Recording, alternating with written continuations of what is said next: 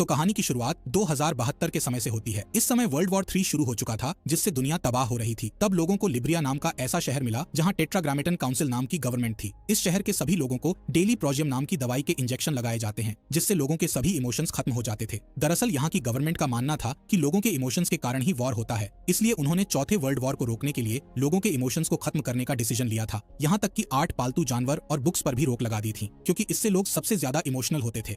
जो भी यहाँ के नियमों को तोड़ता था उसे क्रिमिनल माना जाता था और ऐसे क्रिमिनल्स को मौत की सजा दी जाती थी। साथ ही यहाँ की गवर्नमेंट ने क्लेरिक्स नाम का ऐसा ग्रुप बनाया था जिसका काम आर्ट को अपनाने और प्यार करने वाले लोगों को मारने का था। खैर, एक दिन क्लेरिक्स ग्रुप को एक ऐसी अंडरग्राउंड जगह के बारे में पता चलता है जहाँ गवर्नमेंट के खिलाफ लोगों का ग्रुप रहता था। इसलिए जॉन और एरोल नाम के ऑफिसर्स अपनी स्पेशल टीम के साथ उस जगह पर छापा मारते हैं, लेकिन सभी क्रिमिनल्स एक अंधेरे कमरे में छुप जाते हैं। तब जॉन अकेला उस कमरे में जाता है और सभी क्रिमिनल्स को शूट करके मार डालता है। दरअसल जॉन बहुत ही शातिर और अच्छा योद्धा था और उसे टीम का सबसे स्पेशल ऑफिसर माना जाता था। यहाँ उन्हें कई इलीगल चीजें मिलती हैं, जिसमें म्यूजिक एल्बम्स, मूवी कैसेट होती हैं। जब वो यहाँ के फर्श बोर्ड को तोड़ते हैं तो उन्हें वहाँ कई सारी पेंटिंग्स और बुक्स मिलती हैं, जिसमें मोनालिसा की असली पेंटिंग भी थी। जॉन अपने आदमियों को यहाँ का सारा सामान जलाने का कहता है। इसके बाद जॉन और एरोल हेडक्वार्टर जाते हैं। तब जॉन एरोल के पास एक बुक को देखता है। जब जॉन उससे बुक रखने का कारण पूछता है तो एरोल बताता है कि मैंने ये बुक सबूत के लिए रखी है और मैं इसे हेडक्वार्टर में जमा कर दूंगा। इस बीच हम एक फादर को देखते हैं जो कि इस शहर के लीडर हैं। फादर शहर की सभी स्क्रीन पर दिखाई देते हैं और लोगों को प्रोजियम लेने का ध्यान दिलाते हुए कहते हैं कि हमने इमोशंस को कंट्रोल करके शांति कायम कर ली है। ये सुनकर सभी लोग तालियां बजाने लगते हैं। यहाँ के किसी भी इंसान ने फादर को नहीं देखा था, क्योंकि वो हमेशा स्क्रीन की मदद से ही लोगों से बात करते थे। यहाँ जॉन हेडक्वार्टर में अपनी रिपोर्ट देने के लिए वाइस काउंसिल ड्यूपॉन्ट से मिलता है, जो कि जॉन की बहुत तारीफ करता है। ड्यूपॉन्ट जॉन से पूछता है कि आखिर तुम्हें हर इंसान के इमोशनल होने के बारे में कैसे पता चल जाता है, जिस पर जॉन बताता है कि मैंने ये सब अपने दुश्मनों की तरह सोचकर सीखा है। यहाँ ड्यूपॉन्ट जॉन से उसकी फैमिली के बारे में भी पूछता है। तब जॉन कहता है कि कुछ साल पहले मेरी वाइफ इमोशंस को महसूस करने लगी थी, इसलिए उसे अरेस्ट करके जला दिया गया। इसके बाद जॉन रिकॉर्ड देखने जाता है, जहाँ उसे पता चलता है कि एरोल ने उस बुक को जमा नहीं किया है, जिससे जॉन को एरोल पर शक होता है। इसलिए वो उसे ढूंढने निकल जाता है। तब एरोल उसे एक चर्च में मिलता है, जहाँ वो उसी बुक को पढ़ रहा था। यहाँ एरोल जॉन से कहता है कि हम लोगों ने उन चीजों को खो दिया है जो हमें असली इंसान बनाती थी, जिस पर जॉन कहता है कि अब कोई युद्ध और हत्या नहीं होंगी। यहाँ जॉन उसे बुक पढ़ने के कारण क्रिमिनल मानता है और उसे मार डालता है। इसके बाद जॉन ब्रांट नाम के क्लेरिक्स से मिलता है, जिसने एरोल की जगह ले ली थी। कुछ समय बाद जॉन अपने घर जाता है, जहाँ उसका बेटा रॉबी उसे बताता है कि मैंने एक लड़के को रोते हुए देखा था, क्या मुझे ऑफिसर्स को इस बारे में बताना चाहिए? जिस पर जॉन उससे कहता है कि तुम्हें ऐसा ही करना चाहिए। यहाँ रॉबी और जॉन को देखकर पता चलता है कि उन दोनों में कोई भी इमोशनल कनेक्शन नहीं है। इसी रात जॉन को उस दिन का सपना आता है जब उसकी वाइफ को अरेस्ट किया गया था। दरअसल जब ऑफिसर्स उसकी वाइफ को अरेस्ट करने आए थे, तब जॉन ने 2 ऑफिसर्स को घायल कर दिया था। लेकिन जब ऑफिसर्स ने उसे बताया कि तुम्हारी वाइफ एक क्रिमिनल है, तब जॉन ने उनसे लड़ना बंद कर दिया था। जिसके बाद उसकी वाइफ ने उसे आखिरी बार किस किया और कहा कि तुम मुझे कभी मत भूलना। वहीं जॉन के दोनों बच्चे दूर से ये सब देख रहे थे। खैर, अगली सुबह जॉन गलती से अपनी प्रोजियम की शीशी को नीचे गिराकर तोड़ देता है। तभी रॉबी वहाँ आता है और कहता है तुम्हें सेंटर से दवाई मिल जाएगी। जब जॉन दवाई लेने के लिए सेंटर में जाता है तो उसे पता चलता है कि टेररिस्ट एक्टिविटी के कारण सेंटर को टेम्पोरेरी बंद कर दिया है। इसी दौरान ब्रांट एक मिशन के लिए जॉन को लेने आता है, इसलिए जॉन उसके साथ चला जाता है और उसे अपनी प्रोजियम दवाई के बारे में कुछ नहीं बताता। इसके बाद जॉन और ब्रांट मैरी नाम की एक लेडी के घर पर छापा मारते हैं, जहाँ जॉन मैरी को मिरर के सामने धकेलता है। तब उसे अपनी पत्नी की याद आ जाती है, इसलिए वो रुक जाता है। जल्द ही जॉन मैरी से दूर हो जाता है ताकि ब्रांट को उसके इमोशंस के वापस आने का पता न चल सके।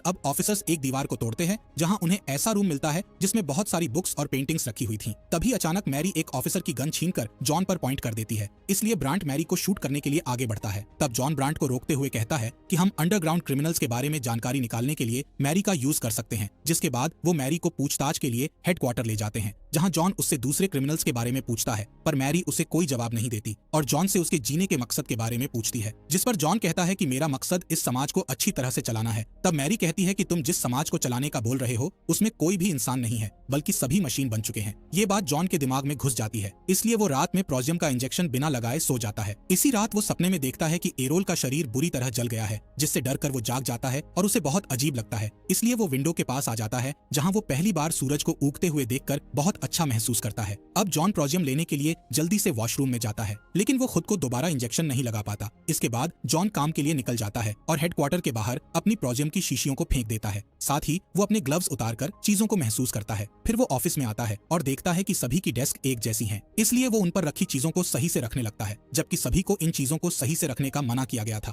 तभी ब्रांट उसे देख लेता है और उससे पूछता है कि तुम क्या कर रहे हो, जिस पर जॉन उससे झूठ बोलता है कि मैं सिर्फ डेस्क पर जगह बना रहा हूँ। यहाँ ब्रांट उसे अपने अगले मिशन के बारे में बताता है और फिर वो दोनों अपनी टीम के साथ एक जगह पर छापा मारने निकल जाते हैं। यहाँ अंडरग्राउंड लोगों का ग्रुप ऑफिसर्स पर गोलियां चलाता है। तभी एक आदमी आदमी जॉन पर हमला करने आता है, इसलिए ब्रांट उसे गोली मार देता है। यहाँ जॉन गलती से उस मरने वाले आदमी की आंखों में देख लेता है, जिससे वो परेशान हो जाता है और उस आदमी को तुरंत नीचे गिरा देता है। तभी जॉन अपने हाथों पर खून देखता है, जिससे उसे और भी बुरा महसूस होता है, जबकि दूसरे ऑफिसर्स बिना किसी हेजिटेशन के उन सभी लोगों को मार देते हैं। जिसके बाद जॉन को इलीगल चीजों से भरा एक रूम मिलता है, जहाँ वो एक म्यूजिक को सुनकर इमोशनल हो जाता है और रोने लगता है। इसके बाद उसकी टीम वहाँ के सभी सामान को जला देती है। तब ब्रांट नोटिस करता है कि जॉन ने एक बुक को अपने पास रख लिया है, इसलिए वो उससे बुक रखने का कारण पूछता है, जिस पर जॉन कहता है कि ये बुक मैंने सबूत के लिए रखी है। इसी दौरान एक ऑफिसर अनाउंस करता है कि हमें यहाँ पपी डॉग मिले हैं। तब ब्रांट सभी कुत्तों को मारने का आदेश देता है, लेकिन जॉन ऐसा करने से मना करता है, जिससे ब्रांट उससे ऐसा न करने का कारण पूछता है, पर जॉन कोई कारण नहीं बता पाता, इसलिए ब्रांट उन्हें शूट करके मरवाने लगता है। तब एक पपी जॉन के पास आता है, जिसे जॉन उठा लेता है।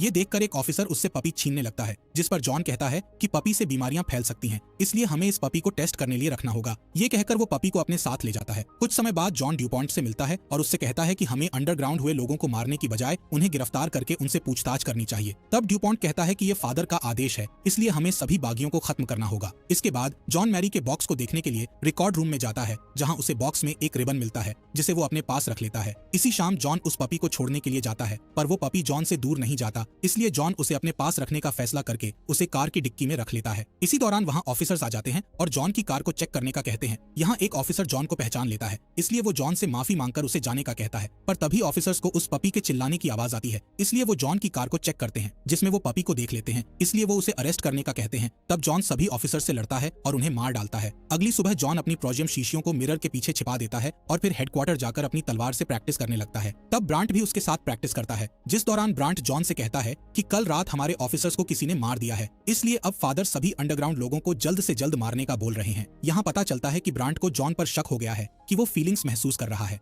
अब दोनों एक जगह पर छापा मारने के लिए जाते हैं, जहाँ जॉन को अंडरग्राउंड लोगों का एक ग्रुप मिलता है। जॉन उनसे कहता है कि तुम्हें यहाँ से चले जाना चाहिए, पर उन लोगों को जॉन पर विश्वास नहीं था। तभी वहाँ जॉन के ऑफिसर्स आ जाते हैं, इसलिए जॉन उन लोगों को बचाने के लिए ऑफिसर्स को मारने लगता है, जिससे उन लोगों को जॉन पर भरोसा हो जाता है। इसके बाद वो सभी मासूम लोगों को छिपने का कहकर अपने ऑफिसर से लड़ता है। थोड़ी देर बाद जॉन अंडरग्राउंड लोगों को ढूंढता है, तब उसे पता चलता है कि ब्रांट ने उन लोगों को पकड़ लिया है। अब क्योंकि ब्रांट को जॉन पर शक था, इसलिए ब्रांट जॉन को गन देकर उन सभी लोगों को मारने का कहता है, पर जॉन ब्रांट को उसकी गन वापस देते हुए कहता है कि तुम्हारे लिए बेहतर होगा कि तुम अपनी गन अपने पास रखो। इसके बाद ब्रांट अपने ऑफिसर से उन सभी लोगों को मारने का ऑर्डर देता है, जिससे जॉन को बहुत बुरा लगता है और वो बाहर चला जाता है। कुछ समय बाद जॉन ड्यूपॉन्ट से मिलने जाता है और उससे कहता है कि मैं फादर से मिलना चाहता हूँ, जिस पर ड्यूपॉन्ट उसे सभी अंडरग्राउंड हुए लोगों को मारने का मिशन देता है। इसके बाद हम जॉन को एरोल की बॉडी के पास देखते हैं, जहाँ वो एरोल से माफी मांगता है। यहाँ उसे एरोल के सामान में बहुत सारी तस्वीरें मिलती हैं, जिसमें एक फोटो में एरोल मैरी के साथ था। साथ ही उसे एक नोट मिलता है जिस पर फ्रीडम लिखा हुआ था। अब जॉन मैरी से मिलने जाता है और उससे एरोल के बारे में पूछता है, पर मैरी उसे कुछ नहीं बताती। तब जॉन उसे बताता है कि मैंने एरोल को मार डाला है। ये सुनकर मैरी एक पेन से जॉन पर हमला कर देती है, लेकिन जॉन उसे नीचे गिरा देता है और उसके चेहरे को छूने लगता है। दरअसल मैरी का चेहरा जॉन को उसकी पत्नी की याद दिला रहा था।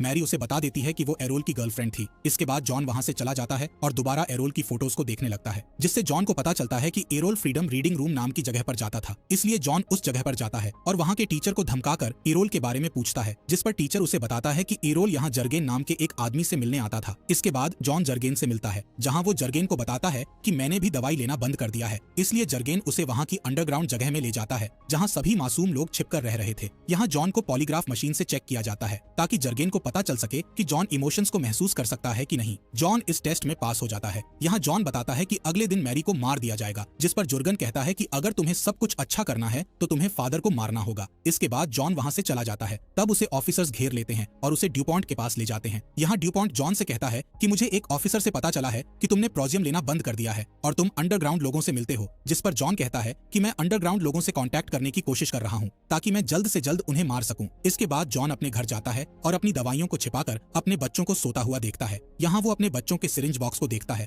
तभी रोबी जाग जाता है और उससे पूछता है कि तुम क्या कर रहे हो। तब जॉन कहता है कि मैं चेक कर रहा था कि तुम अपनी दवाई टाइम से ले रहे हो या नहीं। जिसके बाद रॉबी जॉन को पिता कहकर बुलाता है और वापस सो जाता है। यहाँ जॉन बहुत हैरान होता है, क्योंकि पहली बार रॉबी ने उसे पिता कहकर बुलाया था। अगले दिन जॉन मैरी से मिलता है, जहाँ मैरी को महसूस होता है कि जॉन इंजेक्शन नहीं ले रहा है, इसलिए वो जॉन का हाथ छूती है। जिसके बाद जॉन जर्गेन से मिलता है और उससे कहता है कि फादर को मारना नामुमकिन है, क्योंकि उन्हें देखने की परमिशन किसी को नहीं है। जिस पर जुर्गन कहता है कि तुम अच्छे योद्धा हो, इसलिए तुम्हारे लिए फादर को मारना आसान है। साथ ही वो कहता है कि अगर तुमने फादर को मार दिया तो मैं अपने लोगों के साथ मिलकर प्रोजियम लैब्स को खत्म कर दूंगा, जिससे लोग फिर से फीलिंग्स और इमोशंस को महसूस कर सकेंगे और सब ठीक हो जाएगा। अब जॉन फादर को ढूंढने के लिए मान जाता है। तब जुर्गन उसे वार्न करता है कि वो मैरी को मरते हुए न देखे, क्योंकि इससे जॉन पूरी तरह टूट जाएगा। इसके बाद जॉन हेडक्वार्टर जाता है जहां मैरी की फांसी की तैयारी चल रही थी। ये देखकर जॉन को बहुत बुरा लगता है और वो अपनी पत्नी का लास्ट वीडियो देखने लगता है जिसमें जॉन के सामने ही उसकी पत्नी को जला दिया गया था और जॉन को इससे कोई फर्क नहीं पड़ा था। वीडियो देखकर जॉन इमोशनल हो जाता है और मैरी को बचाने के लिए भागता है, पर मैरी को चैम्बर के अंदर डाल दिया गया था। जैसे ही मैरी की मौत होती है तब जॉन को बहुत दुख होता है और वो बाहर आकर रोने लगता है। उसे रोता देखकर ब्रांट उसे अरेस्ट कर लेता है और उसे बुरी तरह पीटने लगता है, जिसके बाद वो उसे ड्यूपॉन्ट के पास ले जाता है और ड्यूपॉन्ट को बताता है कि जॉन मैरी के साथ मिला हुआ था और इसी ने हमारे ऑफिसर्स को मारा था। तब जॉन बिना डरे ड्यूपॉन्ट से कहता है